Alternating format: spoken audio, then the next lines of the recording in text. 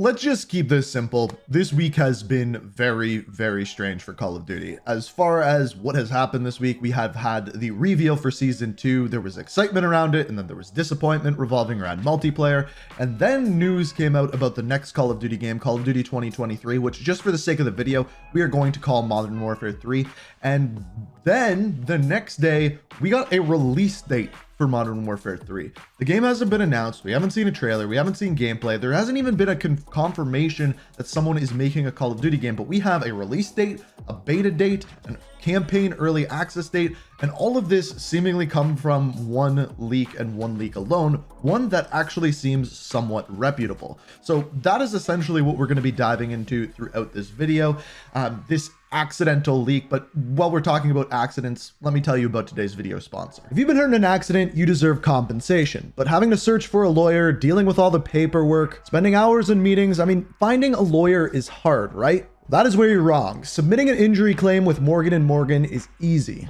Morgan & Morgan has a modernized injury law process, so you can submit a claim and have it reviewed by a lawyer without even leaving your couch. You can sign documents, upload pictures, share medical records, doctor's bills, all from your phone. You can even text message your attorney and case manager without having to go into an office. In fact, when you are injured in an accident, hiring an attorney is one of the first things you should do. And with Morgan & Morgan, submitting a claim is so easy. More than 3 million have trusted Morgan & Morgan when they have been injured in an accident. So if you're ever injured in an accident, check out Morgan & Morgan, where you can submit a claim in 8 clicks or less. And then you can have America's largest injury law firm fighting for you.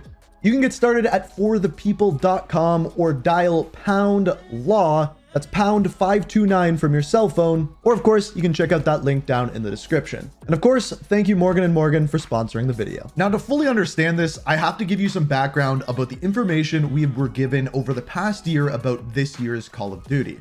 Way back, about a year ago, we got information from Jason Schreier, someone who is extremely reputable within the video games and specifically Call of Duty community. Now, what he said is that for the first time in years, 2023 was going to be the year where we do not receive a new Call of Duty title. And the reason for that is because Treyarch's game, the team that should be making the game for this year, needed more time, so they are delaying their game to 2024.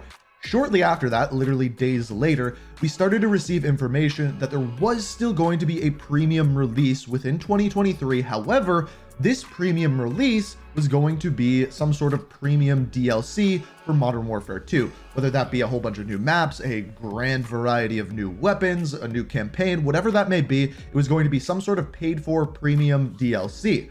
Since then, they were kind of radio silent. Earlier this week, we had the Q1 investors call for Activision.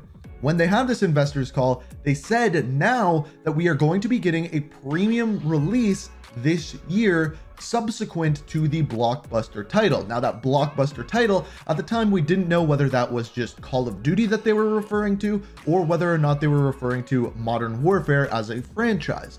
Then this week, yesterday, we got an article released by Tom Henderson, someone who leaked a ton for Modern Warfare 2, and he essentially said that this is going to be a premium release released by Sledgehammer that was going to be in the Modern Warfare universe. So based off of our speculation from a video earlier this week, it seems as though we were actually very, very correct.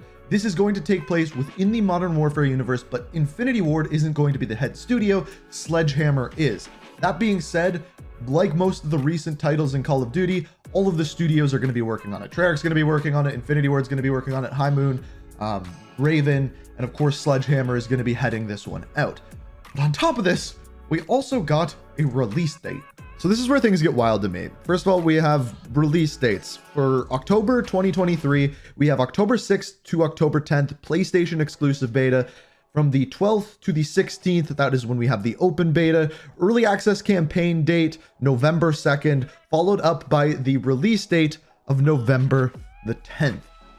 So apparently this next game is coming out on November the 10th, and it is going to be in the Modern Warfare universe, and it's going to be based off of whatever expansion they were playing.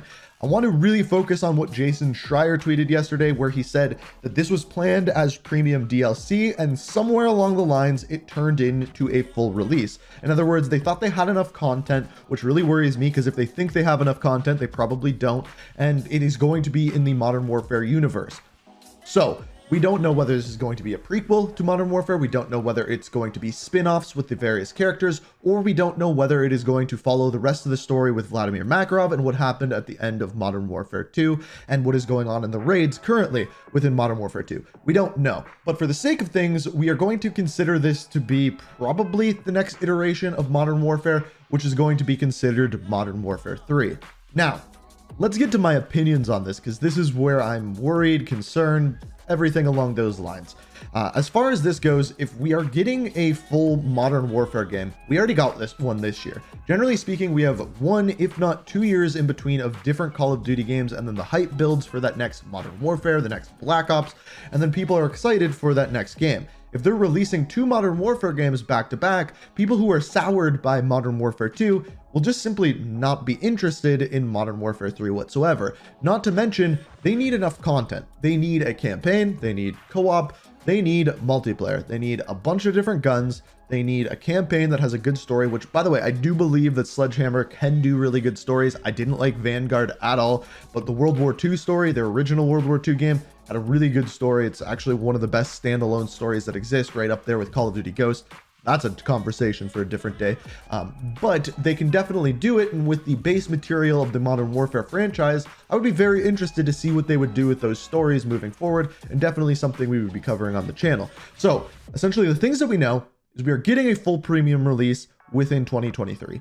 It is to be made by Sledgehammer Games, and it is going to be in the Modern Warfare universe. It is not going to be an Advanced Warfare, it's not going to be a World War II game, it is going to be a Modern Warfare game made by Sledgehammer. That is confirmed. What we don't know is how much content's going to be in this, what exactly it is going to look like. Is it going to be Modern Warfare 3? We don't know. So regardless to say that this is unprecedented times for Call of Duty. This is something that's never happened before. We've never had 2 Modern Warfare games come out back to back. We've never had Sledgehammer working on a Modern Warfare game. We've never had premium DLC turn into a full premium game.